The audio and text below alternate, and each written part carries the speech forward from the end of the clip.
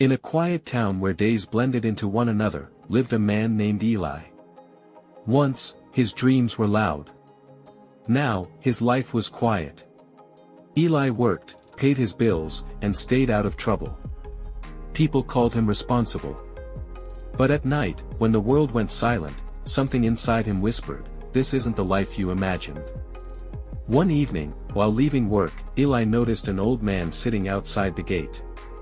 His clothes were worn, but his eyes were alive, sharp, curious, restless. "Long day?" the man asked. Eli nodded. "Aren't they all?" The man smiled. "Only when you've forgotten why you started."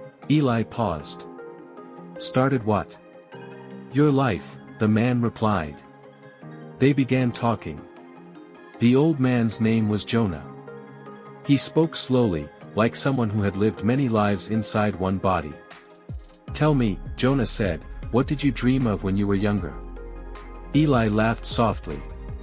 "That was a long time ago." Jonah leaned forward. "Dreams don't expire. People just stop listening." That night, Jonah's words followed Eli home. While cleaning his room, Eli found an old notebook, buried under years of dust and excuses. Inside were dreams written by a younger version of himself. "I want my life to mean something. I want to build, to create, to serve." Eli felt his chest tighten. The next evening, he found Jonah again. "I found my old dreams," Eli said.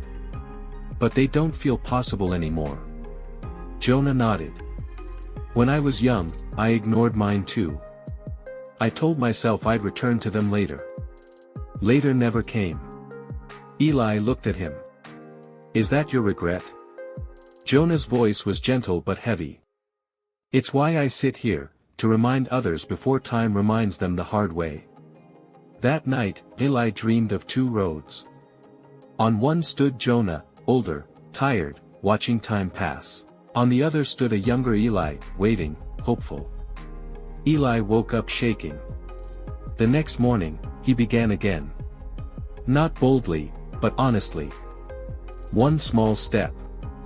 1 hour reclaimed. One excuse silenced. Weeks passed. Eli felt alive in ways he had forgotten. One evening, he returned to the gate. Jonah was gone. Only a note remained: remember your dreams. And don't wait until you become the man giving the warning. Eli folded the note carefully. And from that day on, he didn't just remember his dreams.